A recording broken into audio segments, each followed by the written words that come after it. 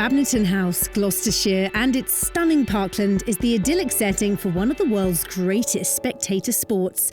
For the professionals, it's an annual pilgrimage, and for first-timers, the realisation of a lifelong dream. This is eventing established to test training, bravery, determination and grit. Welcome to the Mitsubishi Motors Badminton Horse Trials.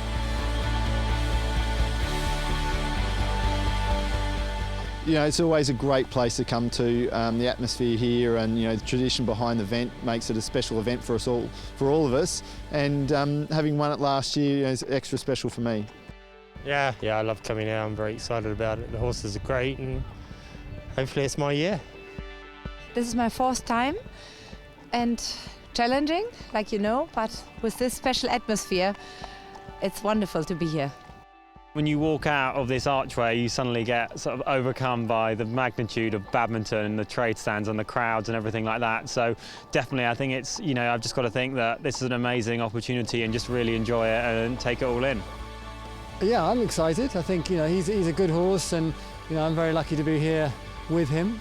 He's got a fighting chance and, you know, let's see what happens.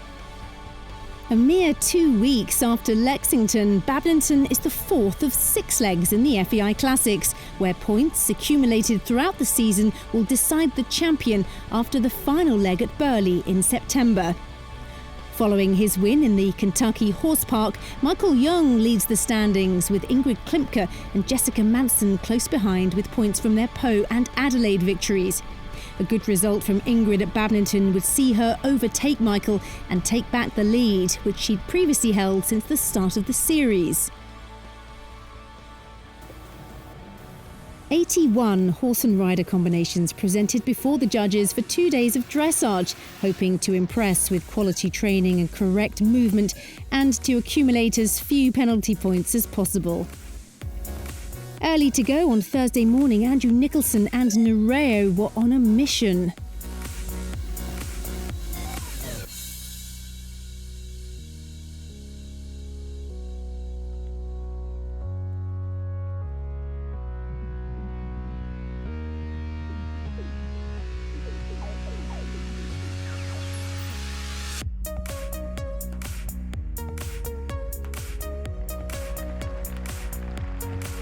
Pau winners Ingrid Klimke and horseware Hale Bob made a good start to their first badminton and campaigned to become the first German winners with a mark a mere 2.4 penalties behind the leader.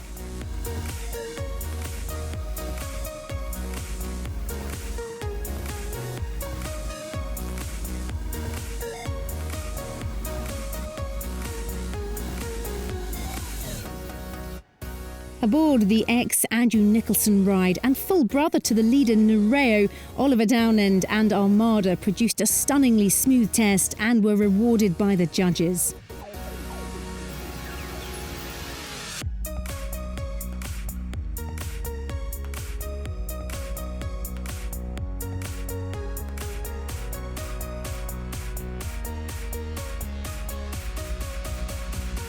And riding towards the end of the second day of dressage, William Fox-Pitt and his World Championship horse Chilly Morning contended the leaders throughout, but in the end had to settle for second.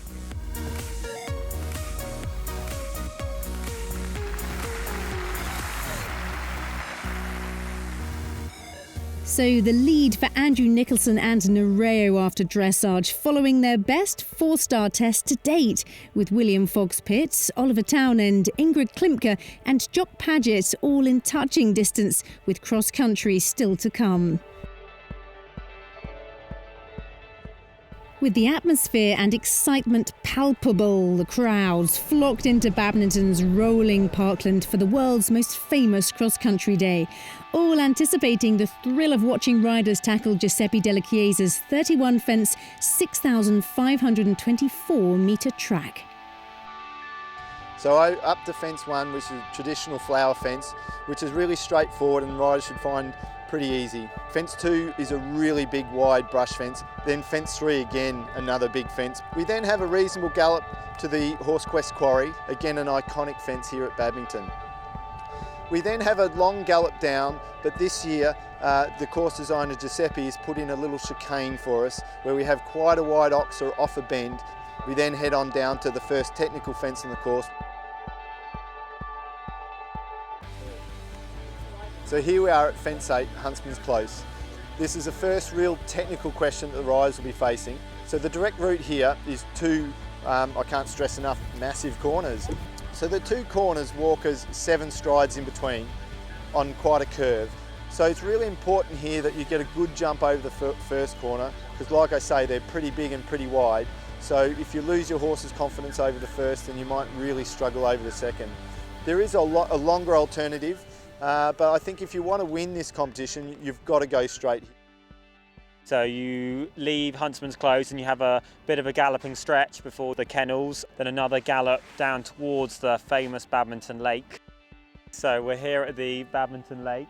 You've got the first fence, which is fence 11, the Mitsubishi pickups. You want to get a good shot over that, a nice good turn to the Willow Waves Inn, get nice and straight as you can for that, sit back over that, and then you've got a couple of strides in the water to a step up to a bounce over another Willow Waves. It's a little bit skinny coming out, but hopefully the horses should be quite focused on what they've got to do. And we then canter back round for the first time and go back into the lake. Then you've got just an upturned boat at fence 13. You've got to make sure you respect that. We then canter back out of the water, gallop off to further on up the course. This year we leave the lake at a slightly different route, doubling back on ourselves before we head to the KBIS garden table. Then we've got a very long gallop down the hill to the Vicarage Ditch area out of the main park to the Swindon Designer Outlet Mound. Then we have a let-up fence on the FEI Classic stick pile before we turn to the Mirage Pond. We then have the PHEV Oxer before coming up the hill to fence 20, the Gatehouse New Pond. We're about 2/3 of the way around the course here at fence 20 A, B and C. We've got an uphill run here, which last year many riders sort of didn't really accommodate how much energy that would take out of their horses at this part in the course. This is about the 3rd or 4th water jump they've seen here, so they might be a little bit suspicious of the water as well when they come to 20A, the Silver Birch rails. They can see the water through those rails before they run down the hill after jumping them to an arrowhead in the water, before they then have to take a really tight turn out to another set of birch rails, which is on a really blind turn and really difficult angle for the horses to see very quickly before you head on to your next fence out of this area. Okay, we come out of the water complex, pick up the pace a bit, a downhill run to a big galloping brush type fence off to the hollow. Then it's a very long gallop to the white gates. From there we come up to the barrels, which is a pretty straightforward fence, but it does look like it sits up at you. It's off a bend as well. Here we are at 25A, B, and 26, 3 silver birch oxers. 25A is a proper oxer, not filled in. It's big, it's very wide. It's a part of the course, we're getting near the end of the course, and I'd be starting to expect to wind the pace up. So 25A, I want to jump it very square, land, 1 stride straight, and then turn to jump across the B element on a very big angle. And then it's another 4 strides to the 26, which is on another big angle. But hopefully I'll keep a straight line all the way through and just make sure I work and concentrate, you know, to keep my horses on the line I want and them to jump the jumps. After that, we start heading for home, which, you know, is a little bit downhill, and I can assure you I'll be starting to ask them to put a little bit more pace on. We're now heading to the final bit of the course, a good brush fence going in, down across the road, round the bend to the lovely brush with the ditch, over the 2 Rolex watch boxes, into the main arena, over the last, boom, smack on the optimum time. The first that we see under starters' orders is 6th place after dressage, Jock Paget and Clifton Promise. Your commentator is Mike Tucker. 8 past winners that have won 15 badminton titles in the field, and here's Jock Paget with Francis Dead, Clifton Promise, winners in 2013, getting us underway. Giuseppe Della Chiesa's given them a really lovely entry into this course. Leave the arena, and then a chance to get into a nice, easy rhythm, and then two very decent big brush fences to get the horses really jumping and listening.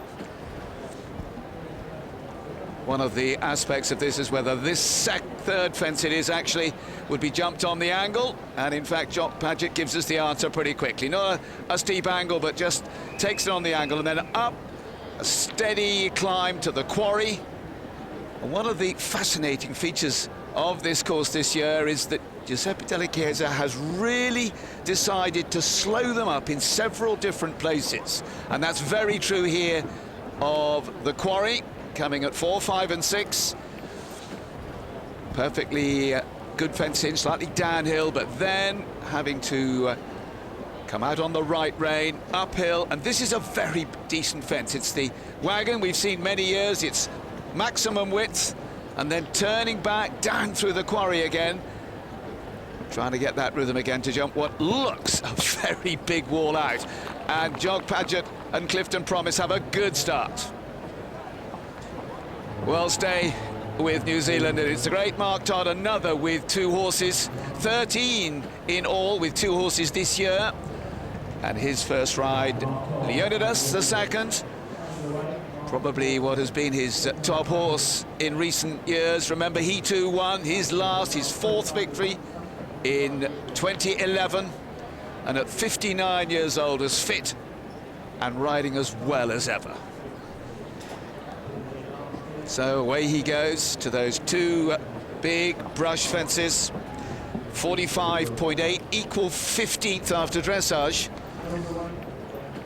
Interestingly enough, 38 competitors within 10 marks after dressage. Means this phase is going to be crucial.